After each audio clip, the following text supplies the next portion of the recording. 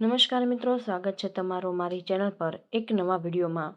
મિત્રો, અખાત્રીજના દિવસે તમે સોનું કે ચાંદી ખરીદો કે ન ખરીદો, પરંતુ આ એક ખાસ વસ્તુ અવશ્ય જ ખરીદી લેજો। આ વસ્તુ ખરીદવાથી આખું વર્ષ ઘરમાં સુખ, શાંતિ અને સમૃદ્ધિ બની રહેશે।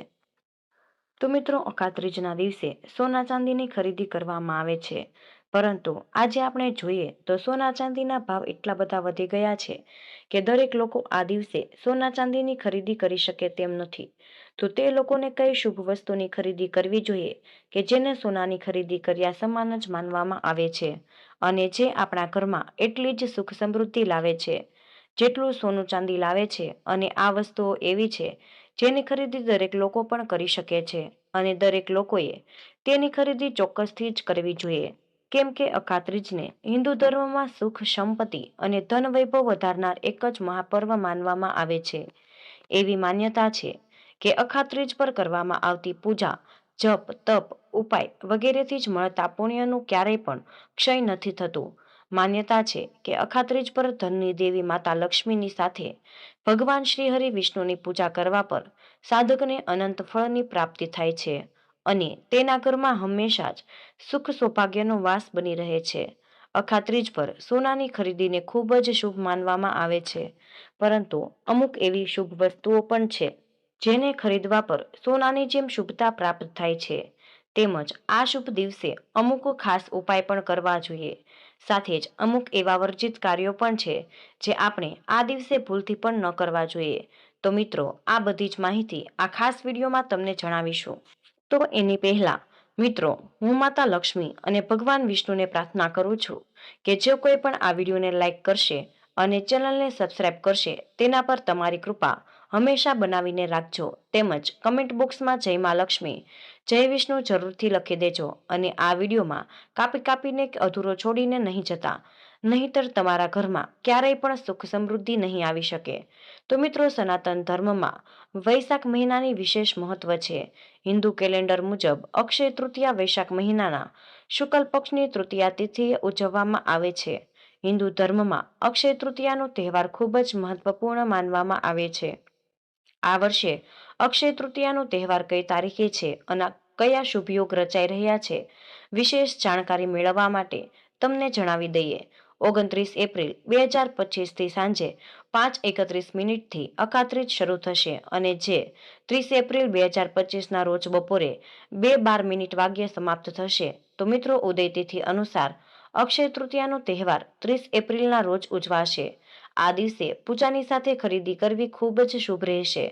તેમજ આ વર્ષે અક્ષય તૃતીયાના અવસર પર રવિ શોભન અને સર્વાર્થ સિદ્ધિયોગ બની રહ્યા છે। આ શુભ યોગોમાં પૂજા સાથે ખરીદી કરવી શુભ ફળ મળી શકે છે અને રવિ યોગ સાંજે 4:18 શરૂ થશે અને આખી રાત ચાલશે।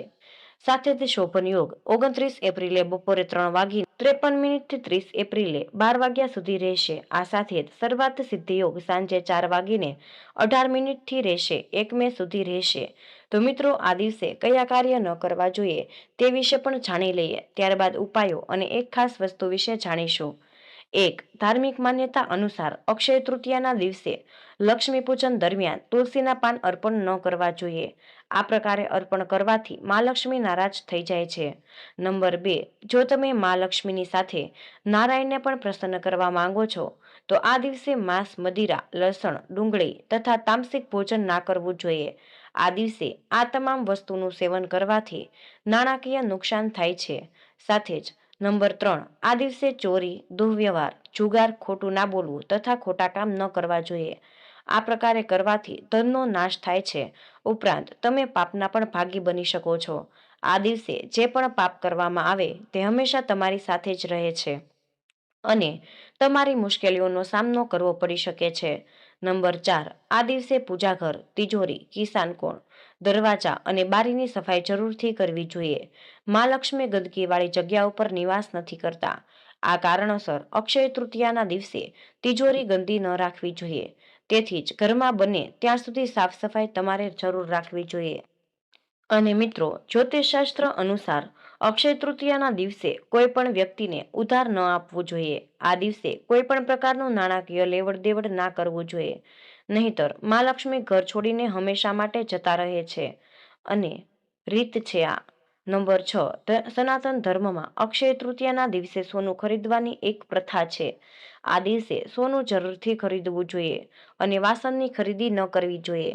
પ્લાસ્ટિક, સ્ટીલના વાસણો પર રાહુની અસર રહે છે. આ વસ્તુઓની ખરીદી કરવાથી ઘરમાં દુરઅસર રહે છે. આ વસ્તુઓની ખરીદી કરવાથી ઘરમાં દરિદ્રતા પણ આવી શકે છે. નંબર 7, અક્ષય તૃતીયાના દિવસે સ્નાન કર્યા વગર તુલસીના પાન ન તોડવા, કારણ કે તુલસીનો છોડ ભગવાન વિષ્ણુનો ઘણો પ્રિય છે. તેથી જ ગંદા હાથે તેને અડવાથી દેવી લક્ષ્મી અને ભગવાન વિષ્ણુ નારાજ થઈ જાય છે. તેથી જ આ દિવસે તુલસીના છોડને સાફ હાથે જ અડવું જોઈએ. નંબર 8, અક્ષય તૃતીયાના દિવસે મહિલાઓ સુખ સમૃદ્ધિ માટે વ્રત રાખીને ભગવાન લક્ષ્મીનારાયણની વિધિ-વિધાન સાથે પૂજા કરે છે, જેથી ભગવાન લક્ષ્મીનારાયણ ભક્તોની મનોકામનાઓ પૂર્ણ કરે છે. નંબર 9, ઘરનું ફ્લેશ દ્વારા હંમેશા સ્વચ્છ હોવું જોઈએ. અક્ષય તૃતીયાના દિવસે તમારા ઘરના તમામ નળને સંપૂર્ણ રીતે તપાસો. જો ક્યાંય પણ લીકેજ હોય તો તેને તાત્કાલિકપણે ઠીક કરી શકો છો. વાસ્તુશાસ્ત્ર અનુસાર નળમાંથી પાણી ટપકવું અશુભ માનવામાં આવે છે.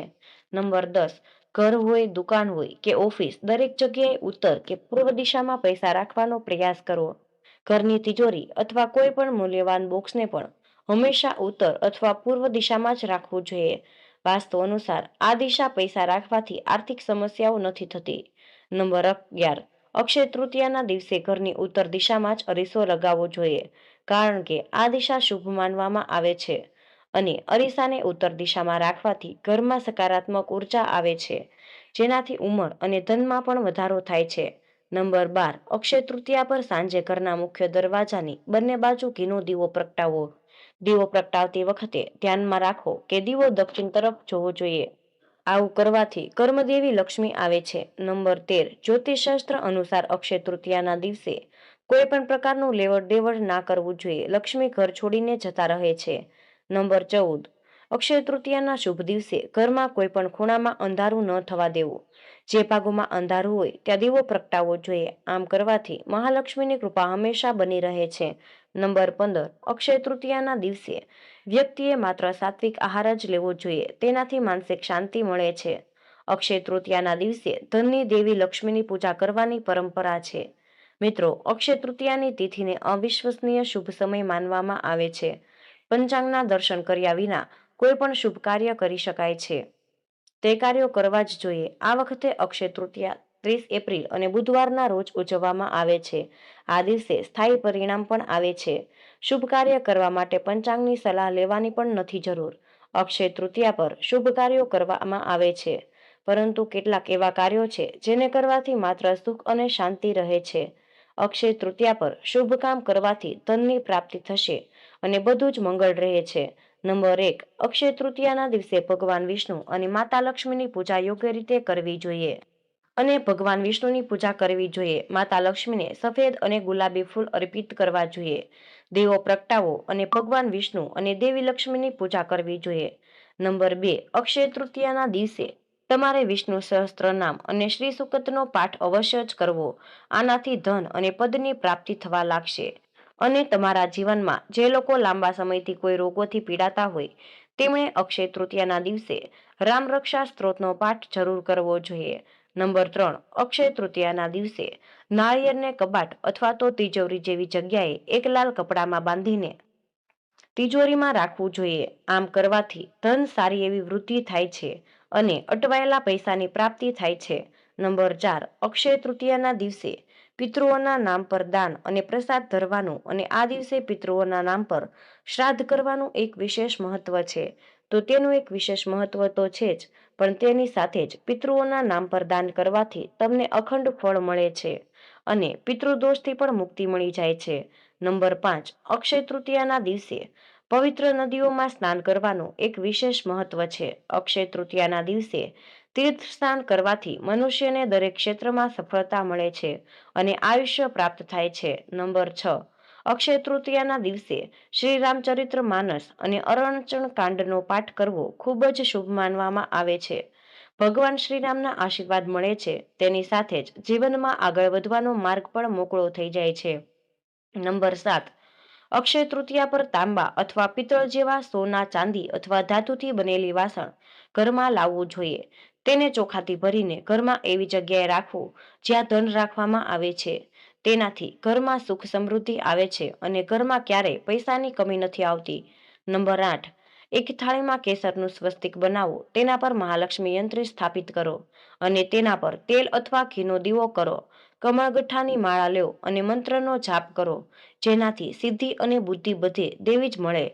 મુક્તિ પ્રદાયની આ મહાલક્ષ્મી યંત્રને તિજોરીમાં, લોકરમાં અથવા જ્યાં પૈસા રાખવામાં આવે છે ત્યાં રાખી દો. નંબર 9, અક્ષય તૃતીયાના આ દિવસે માતા લક્ષ્મીનું ચિત્ર એક સ્વચ્છ સ્થાન પર સ્થાપિત કરો અને માતા લક્ષ્મીની સામે 3 એલચી મૂકો અને આ સમય દરમિયાન ભગવાન શુકનું ધ્યાન કરો. ઉદ્રાદેશ શુકાય નમઃ આ મંત્રનો જાપ 21 વાર કરો. પછી જ તેને તુલસીના છોડમાં નાખી દો. અક્ષય તૃતીયાના દિવસે 108 માળા બનાવી દેવી લક્ષ્મીને અર્પણ કરો.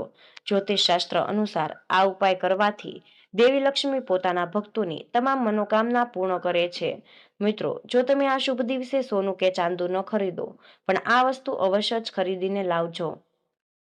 વસ્તુ સાથે જ તમને આ એક ખાસ વસ્તુ પણ જણાવશું કે જે દરેક લોકોએ અવશ્ય જ ખરીદવી જોઈએ. નંબર 1, સનાતન પરંપરામાં શ્રીયંત્રને માતા લક્ષ્મીનું પ્રતીક માનવામાં આવે છે.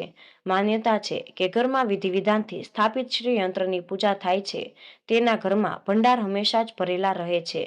જો પૂજા ઘરમાં શ્રીયંત્ર નથી તો તમને આ વર્ષ શુભ અને લાભની પ્રાપ્તિ માટે પોતાના ઘરમાં શ્રીયંત્રને જરૂર લાવીને રાખવું જોઈએ.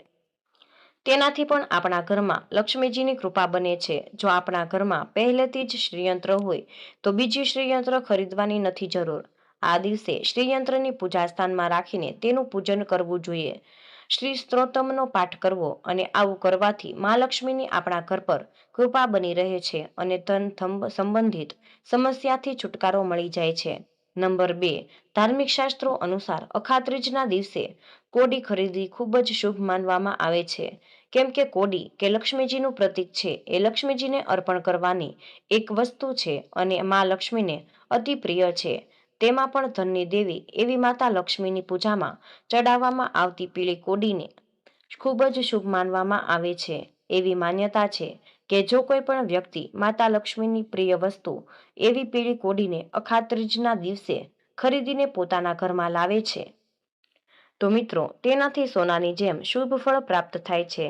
મિત્રો, જ્યારે સેનાની જેમ શુભ ફળ પ્રાપ્ત થાય તો મિત્રો જ્યારે પણ આપણે ધનતેરસની પૂજા કરીએ છીએ ત્યારે તેમાં પણ કોડી મૂકીએ છીએ. દિવાળીની પૂજા કરીએ ત્યારે તેમાં પણ આપણે કોડીનો ઉપયોગ કરીએ છીએ. જો આપણા ઘરમાં પહેલાથી જ કોડી હોય તો તેને મંદિરમાં રાખીને તેની પૂજા કરવી જોઈએ અને કોડી ન હોય તો કોડીની ખરીદી આજના દિવસે જ કરવી જોઈએ અને અખાત્રીજના દિવસે આપણા મંદિરમાં રાખીને તેની પૂજા કરવાની. ત્યારબાદ એક લાલ કપડામાં વીંટીને તેને તિજોરીમાં રાખી દેવાની છે.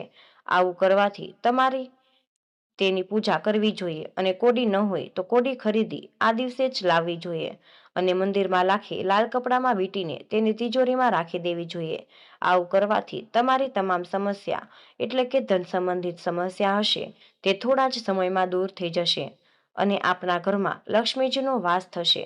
નંબર 3, મિત્રો એવી માન્યતા છે કે અખાત્રીજના દિવસે જો આપણે સોનું ખરીદી ન શકીએ તો ઉપર જણાવેલી વસ્તુઓ ખરીદી શકીએ અથવા તો તે વસ્તુઓ પહેલેથી જ આપણા ઘરમાં હોય તો આજના દિવસે જવની ખરીદી જરૂર કરવી જોઈએ. જેમ કે સનાતન પરંપરામાં આ કરવામાં આવતું પૂજાપાઠમાં જવનું ખૂબ જ મહત્વ છે. તમે કરિયાણાની દુકાનમાંથી તમારી ઈચ્છા મુજબ જવની ખરીદી કરી શકો છો. તેને સોના સમાન ગણવામાં આવે છે. આ દિવસે ખરીદી કરવામાં આવેલા જવને ભગવાન વિષ્ણુના ચરણોમાં અર્પણ કરવા જોઈએ. લોકો આજના દિવસે વિષ્ણુ સહસ્ત્ર નામનો પાઠ કરતા જાય અને એક પાઠ પૂર્ણ થાય એટલે ભગવાનને એક એક કરીને જવ અર્પણ કરવો અને એટલો સમય ન હોય તો વિષ્ણુ ભગવાનના 108 નામનો પાઠ પણ કરવો જોઈએ અને આ રીતે 108 જપ ભગવાનને અર્પણ કરવામાં આવે છે અને પૂજા પણ થઈ ગયા પછી તે જવ ખૂબ જ પવિત્ર બની ગયા હોય છે. તેથી તેને લાલ કપડામાં વીંટીને આપની તિજોરીમાં રાખવાથી લક્ષ્મીજીનો વાસ આપણા ઘરમાં કાયમ માટે રહે છે. ત્યાર પછી જ્યારે પણ આપણે લક્ષ્મી પૂજન કરીએ કે વિષ્ણુ ભગવાનની પૂજા કરીએ ત્યારે તે ભગવાન વિષ્ણુને અર્પણ કરી શકાય છે. અખાત્રીજના દિવસે જવના આ ઉપાયથી આખું વર્ષ માતા લક્ષ્મીની કૃપા બની રહે છે. નંબર 4, સનાતન પરંપરામાં તુલસીને વિષ્ણુ પ્રિય કહેવામાં આવ્યા છે. માન્યતા છે કે જે ઘરમાં તુલસીનો છોડ રહે છે તેમના દરેક ઘરમાં દરેક પ્રકારના દોષ દૂર થઈ જાય છે.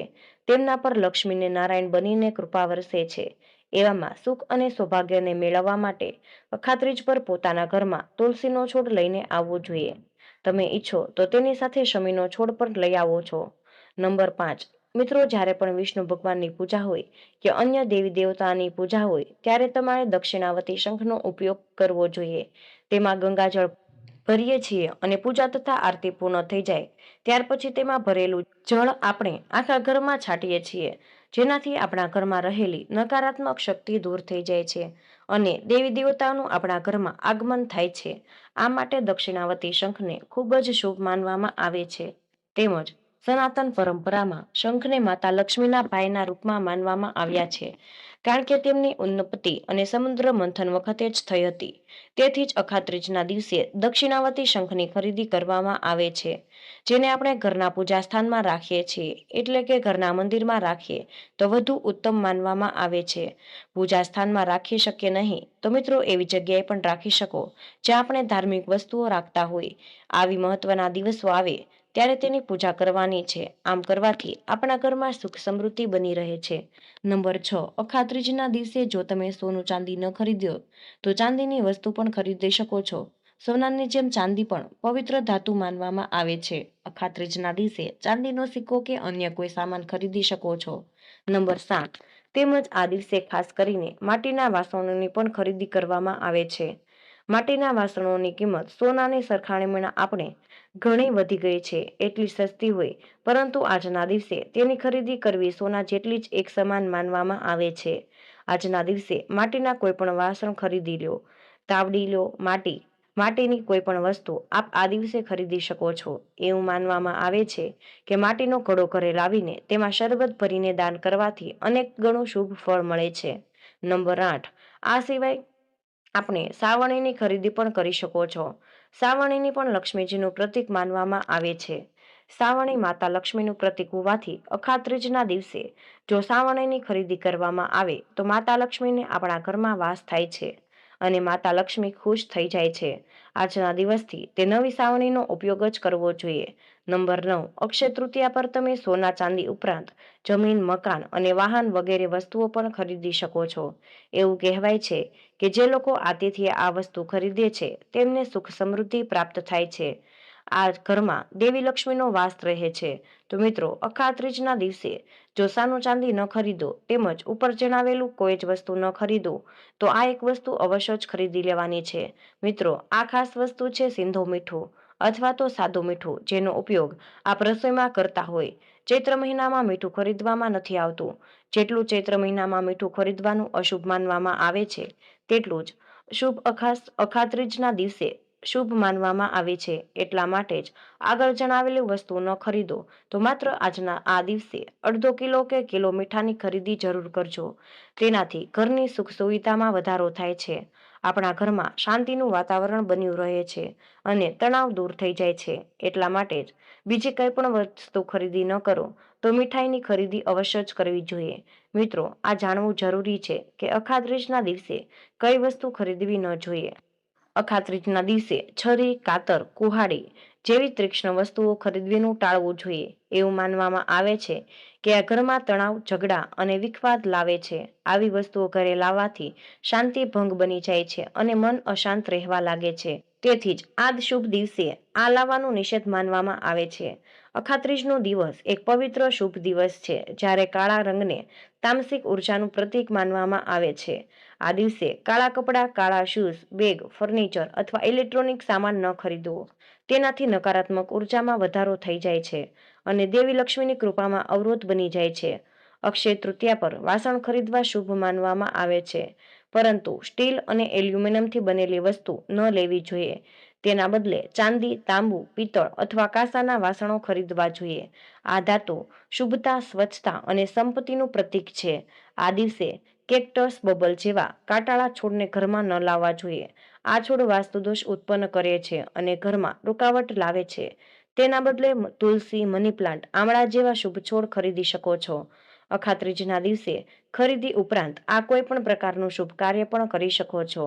નવા ઘરમાં પ્રવેશ કરવો, કુંભ મૂકવાનો હોય, સગાઈ કરવાની હોય, લગ્ન કરવા, મુંડન, જનોઈ, જમીન કે અન્ય કોઈ મિલકત લેવાની હોય, નવું ઘર લેવાનું હોય, તેની સુધી આપવાની હોય, વાહનોની ખરીદી કરવી હોય તો તમામ કાર્યો આ દિવસે વિચાર કર્યા વગર જ કરી શકો છો.